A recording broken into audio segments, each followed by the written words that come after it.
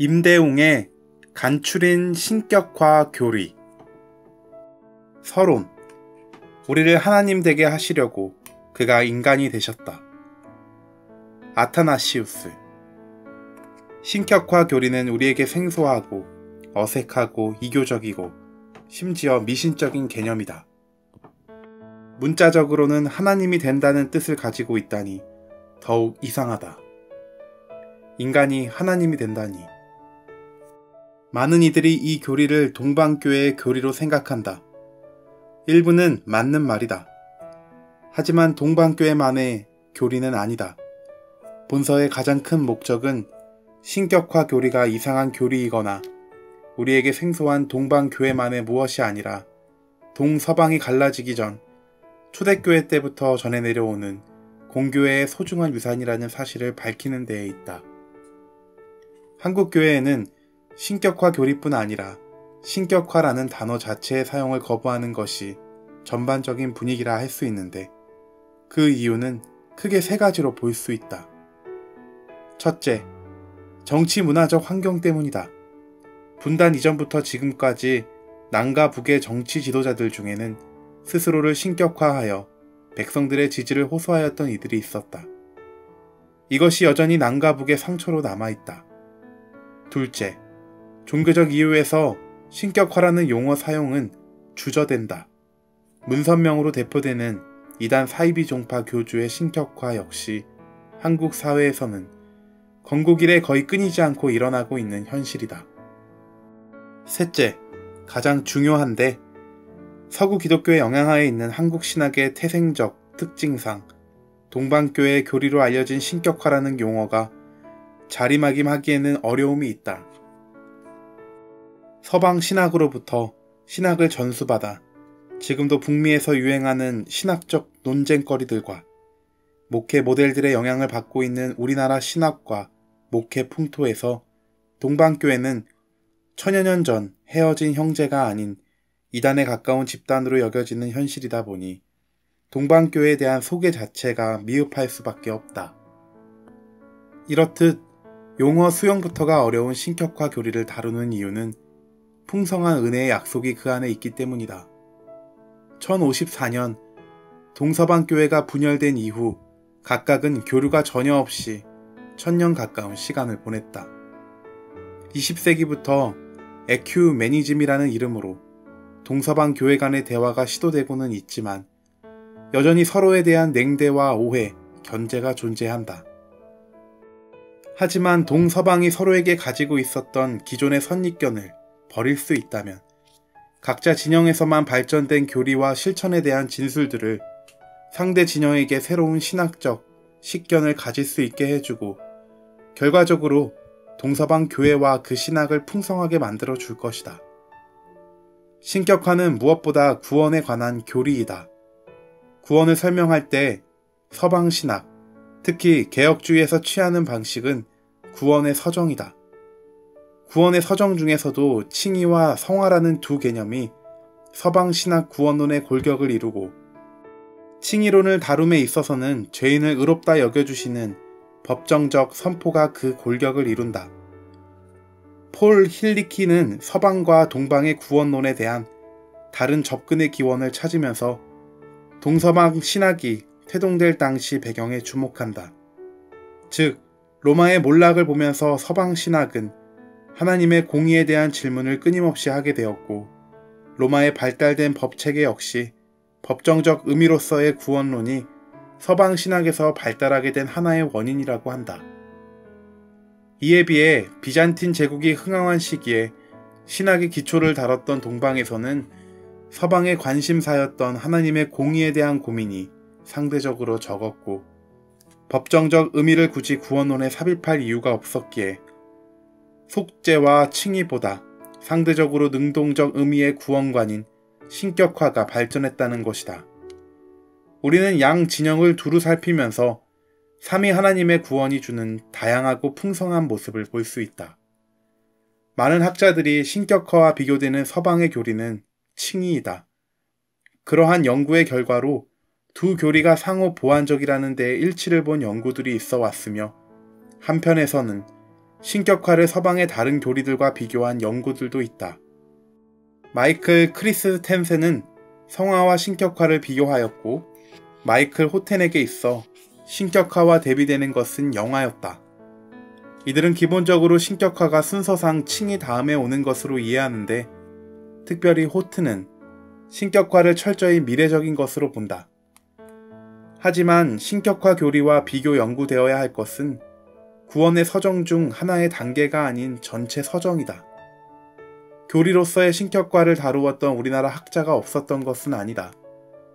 고려신학대학원 유해무 교수는 우리나라에서 거의 유일하게 신격화에 대한 본격적인 논문을 쓴 학자이다. 그는 처음에는 신격화 대신 신푸마라는 용어를 사용하였다. 하지만 이후에는 신격화라는 용어를 뚜렷하게 사용한다.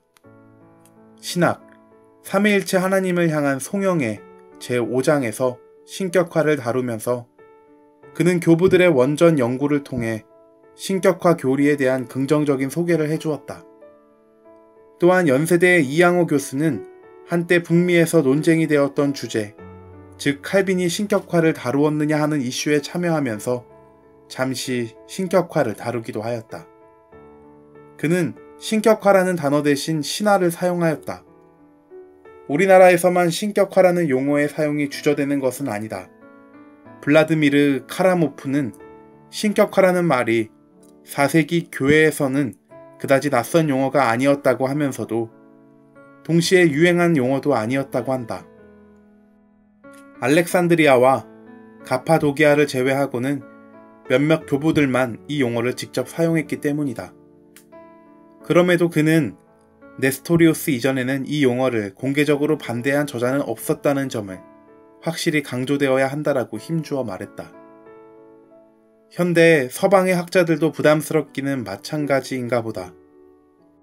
크리스텐센과 비퉁은 자기들이 편집한 신의 성품에 참여하는 자의 서문에서 신격화의 대체 용어로 변화, 완전함, 성화, 영화, 그리스도화, 지혜화, 신화, 그리고 신인성 등을 제안한다.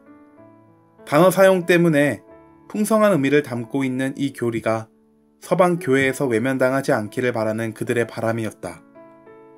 이들의 제안도 의미 있고 유해무, 이양호 두 교수의 대체 용어 사용도 의미 있다. 하지만 크리스텐센과 비퉁이 제안한 단어들은 이미 우리에게 그 단어 자체의 분명한 정의가 각인된 것들로 이 단어들을 신격화와 동일시할 때 오히려 혼란이 생길 수도 있다. 또한 신품화는 신격화의 축복이 단지 성품에 관한 것으로 제한될 가능성이 있고, 신화는 신화와 발음상 구분이 어려워 가뜩이나 고대 신비교리의 일종이라는 편견을 사는 신격화 교리에 편견을 더 준다. 따라서 본서는 오해의 소지가 다분한 신격화라는 용어를 그대로 사용하고자 한다. 이 교리가 가지고 있는 거대한 약속을 이해하기 위해서는 과감한 사용이 필요하다는 생각이다. 무엇보다 동방교회와 그 신학에 대한 포용적인 마음을 가지고 신격화라는 생경한 교리를 이해해보자. 칼 모서는 이 교리가 서방교회에서 수용되지 않았고 심지어 서방 신학과는 반대되는 입장에 서 있는 것으로 여겨진 데에는 두 가지 이유가 있다고 한다.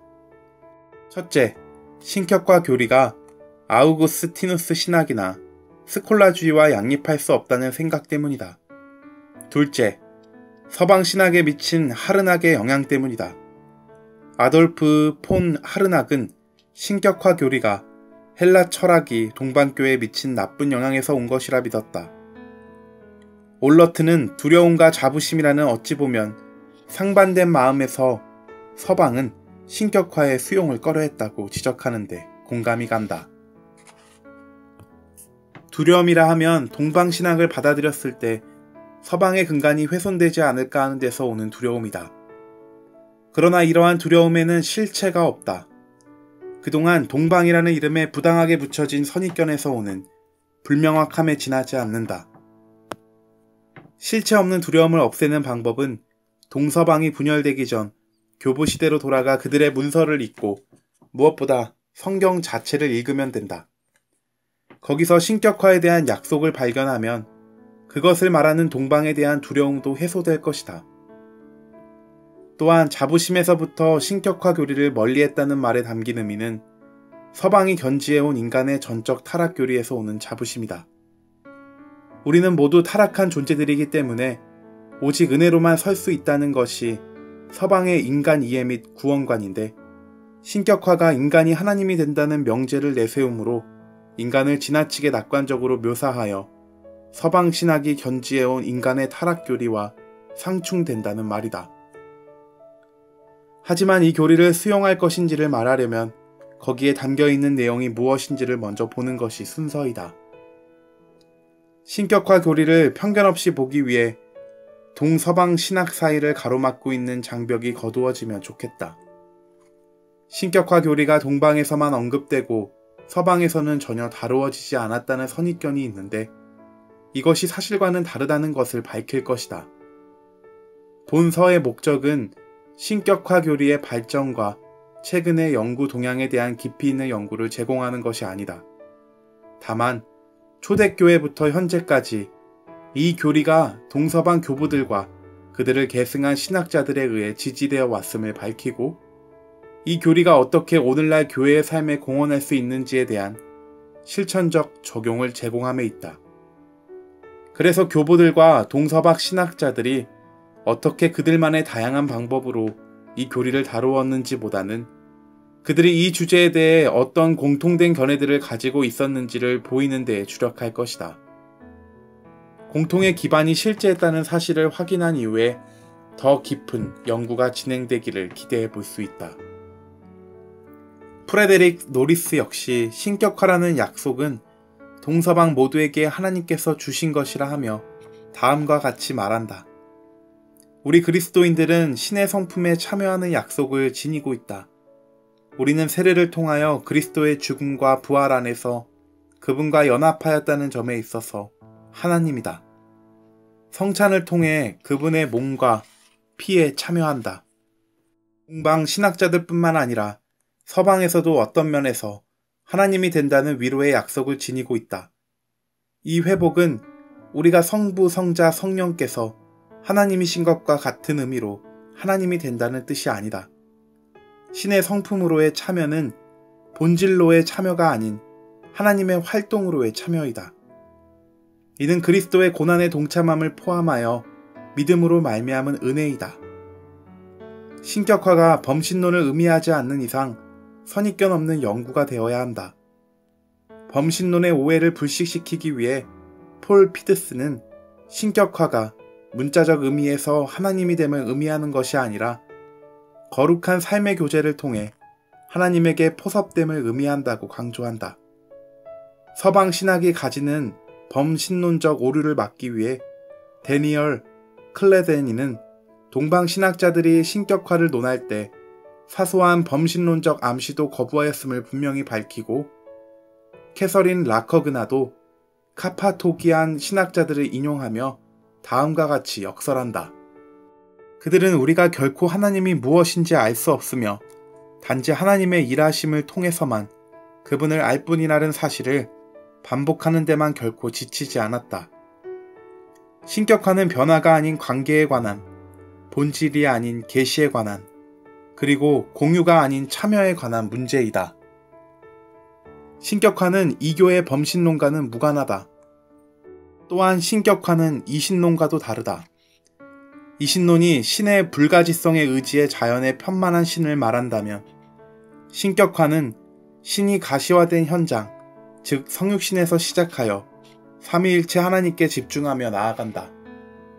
하나님의 성육신이 인간 신격화의 가능성을 열어주셨다.